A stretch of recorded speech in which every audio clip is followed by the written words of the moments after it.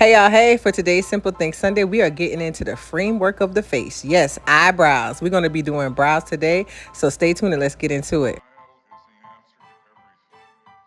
I typically use 2 shades of our microbrow pencil to do my brows, but you use whatever microbrow pencil that you have. Just make sure that it gives you a spoolie on one end and a microbrow pencil on the other end, and that'll make it easier to do this work.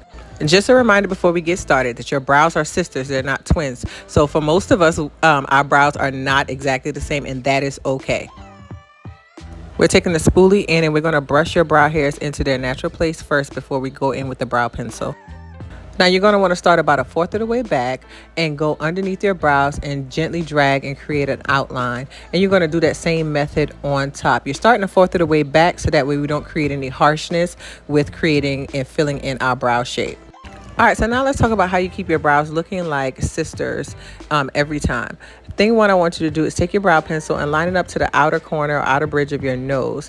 This is the area that you don't want to come past to the front, okay? You don't want your brows to come past this area because it'll make your eyes kind of look cross. Then I want you to drag your pencil to the center of your eye, and you see how that lines up on the outer corner of your nose? This is your high point of your brow. And then you line it up to the outer corner of the eye, and you don't want your brows to go past this point. If it goes past this point, it's going to make your face look dropped or drooped, and you don't want that, all right? This will help you to ensure that you have your brows looking like sisters each and every time. All right, now back to filling in. So since we did that outer line on the top and the bottom, we just take our spoolie and blend it in, and that's going to just soften the lines that we created. And then you're going to go back in. I'm using a softer brown pencil, and you're going to make hair-like strokes into those areas where you have gaps in on your natural brow shape. All right, just gently until you have it nice and filled into to your liking.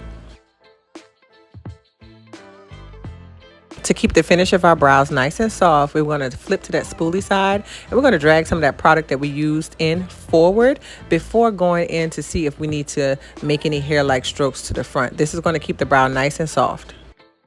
Now, I love a good crisp brow, so I take my skin tone color concealer and an angled brush, and I clean up underneath and on top of my brows. Granted, there's no hair there. That cleanup for me right now is just to give a nice crispiness to my brows. If you don't like doing this part, or you don't need your brows to have a crisp look, then you can definitely skip this. This is just pretty much an added touch to doing your brows. It's not a must. And that is it on framing the face with our brows. I hope that you found this helpful. And if you have any questions, drop them in the comments. If you're not already following, make sure you follow your girl. And I would really appreciate if y'all hit that heart. All right? Peace out.